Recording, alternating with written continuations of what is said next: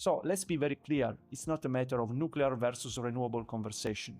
It's about energy source integration, considering the right mix of technology based on each country's political, economical, and cultural characteristics.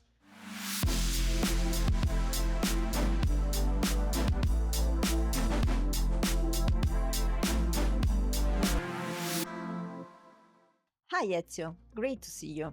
Today we are diving into how digitalization and electrification are reshaping the energy landscape and how MAIRE is positioning itself in this context. Hi Valentina, great to be here with you today. Yes, you're right. Energy is a strategic topic again and again, as the decarbonization of the industry and the deployment of the IT infrastructure to democratize the usage of AI require massive amount of sustainable, reliable, and affordable energy. We are compelled to cope with the well-known energy trilemma, generating energy in a way that protects environments by avoiding fossil resources, guarantee continuous and resilient supply while keeping the cost accessible for everyone. But before we dive deeper into this, let's talk about Nextchem and the vision within MAIRE that justify its incorporation. Indeed, MAIRE ambition is essentially to bring its best-in-class delivery capabilities to industrialize those next-generation nuclear technologies like small modular reactors and advanced modular reactors, which need to be prototyped and scale up rapidly to meet the increasing global clean energy demand. To achieve this, as MAIRE, we created Nextchem, that is an agnostic and special-purpose company under Nextchem, specifically designed to support the nuclear technology provider with a particular focus on the conventional island and the balance of the plant portion of the nuclear power plants. Our work is mainly driven by a mission, that is to make small-scale nuclear power plant financeable, deliverable, and scalable, shifting from the concept of nuclear reactor as a technology to the idea of small nuclear power plant as affordable product. We are involved from the earliest engineering phases up to the plant commercial operation, leveraging MAIRE distinctive know-how, both as a technology developer and as a PC contractor. Let's explore the reason why MAIRE started looking in the nuclear industry. Why now? This is a very good question.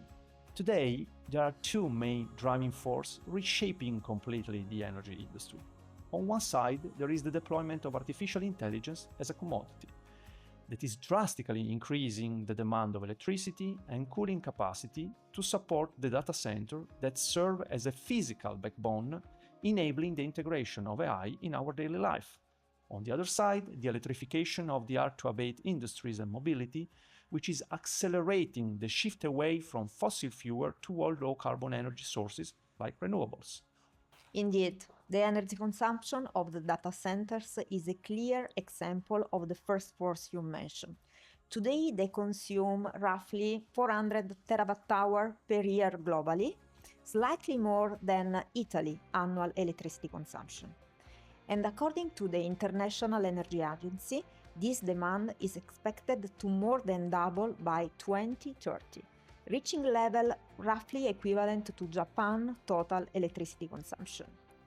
But beyond the growth in demand, if we look at the overall energy system, another major issue has emerged: the electrical grid congestion. Well, you are perfectly right. For many projects, the real bottleneck is the access to the grid.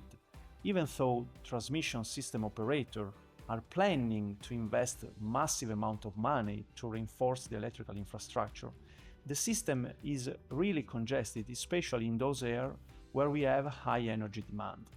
For example, take a look to what is happening in Italy. By 2030, we will have the installed renewable capacity reaching up to 80 gigawatt. But most of the solar and wind farms are located in the south, while the largest share of electricity consumption is concentrated in the north of the country. This creates the need to transfer a massive amount of energy from the south to the north throughout an already congested grid that is heavily constrained by the country's geographical features. As a result, the geographical mismatch between the energy consumption and the energy generation, combined with the rapidly growing overall energy demand is turning the electrical grid in a real bottleneck. So, what's the path forward from an electric system perspective? Well, considering the large-scale deployment of renewable energy source, it is of paramount importance to ensure grid stability by instantly matching energy production and energy demand. This is essential to maintain the nominal grid frequency and to avoid the risk of blackouts as recently occurred, for example, in Spain. These are two key points. Grid stability, which essentially means having a reinforced grid combined with the reliable energy production from low carbon sources as an alternative to the conventional coal and gas-fired power plants. And second, grid distributed generation, which means producing electricity as close as possible to consumer.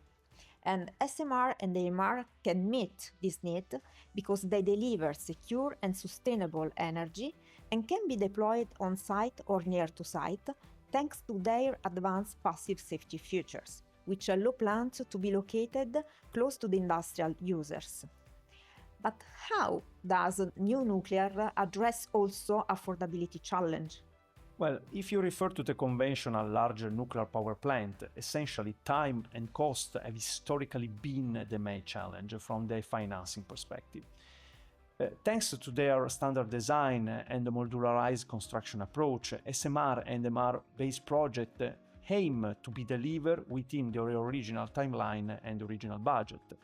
As of today, no commercial SMR and MR unit has been yet deployed, so we still lack a firm economic benchmark. However, the estimated levelized cost of energy for the first-of-a-kind deployment is in the range of 90 to 110 euro per megawatt hour. However, in a longer term, thanks also to the series effect, it is expected for the N-of-a-kind deployment, which drastically drop up to 65 euro per megawatt hour, which would make new SMR and MR project much more competitive and comparable to the renewable sources once storage cost and curtailment cost will be taken into account. So let's be very clear, it's not a matter of nuclear versus renewable conversation. It's about energy source integration, considering the right mix of technology based on each country's political, economical and cultural characteristics. Yes, and that's not all. According to Nextchem, e-factory for low carbon chemistry paradigm, when we look specifically at the industrial users, there is another crucial aspect. Selecting the right nuclear technology for each type of plant also means considering its heat demands. In fact, beyond electricity, SMR and AMR can also supply high temperature stream, from around 300 degrees, ideal for paper industry, up to more than 750 degrees, suitable for steel and cement production processes. Well, but let's go back to Nextchem. How can Nextchem really deliver value to nuclear technology provider and to industrial clients? Basically, by providing our expertise in three key areas: engineering and plant integration, meaning we integrate the nuclear island licensed by nuclear technology provider with the conventional island and balance of plant designed by Nextchem. Second, standardization and replication, shifting from one-off project-by-project approach to a repeatable model, reducing the implementation costs from the first-of-a-kind to the end-of-a-kind. And last, modularization and constructability, leveraging on our MAIRE ENC capabilities to shorten delivery schedule and reduces construction risk. By managing all these three areas, Nextchem enables scalability and reduces uncertainties in the deployment of next-generation nuclear plants. Well, I would also emphasize the importance of Nextchem technological agnosticism. The company was created in collaboration with Nucleo, which is currently the minority shareholder holding 40% of this equity. And together with Nucleo, we are working to industrialize their lead-cooled fast reactor technology. In the meantime, as Nextchem, we are actively exploring cooperation with other nuclear technology providers, such as EDF New World and other additional partners, for the potential deployment of their SMR and MR solution across Europe, United States, and any other interesting countries. Yes, We also need to consider that these nuclear technologies are not yet ready and will reach the market at different time. SMR is expected to be deployed by 2030, while AMR are projected to achieve commercial readiness later, with the first-of-a-kind unit not expected before 2035-2040. Yes, this is because SMR-based projects can essentially leverage on decades of experience accumulated with large-scale boiling and pressurized water reactors, whereas MR using coolant like let's bismuth, sodium or molten salt will require more time to finalize their design, to obtain a regulatory license, and to develop the dedicated supply chain based on mixed oxide fuel like MOX, high assay low enriched uranium, and tristructural isotropic triso as a fuel. Yes, indeed. One of the most interesting advanced fuel is MOX, which reuses plutonium from spent nuclear fuel. It's a more circular way of managing nuclear waste, and circularity is something that fits perfectly within Nextchem technology portfolio. Well, Valentina, it's time to wrap up, so let me summarize the main takeaways of our discussion of today. Firstly, the energy demand is rising sharply, driven both by the rapid expansion of the data infrastructure and by the electrification of industry and mobility. Second, the real challenge is to overcome the grid congestion and to deliver sustainable, reliable and affordable energy, as electricity or as heat, as close as possible to the industrial users.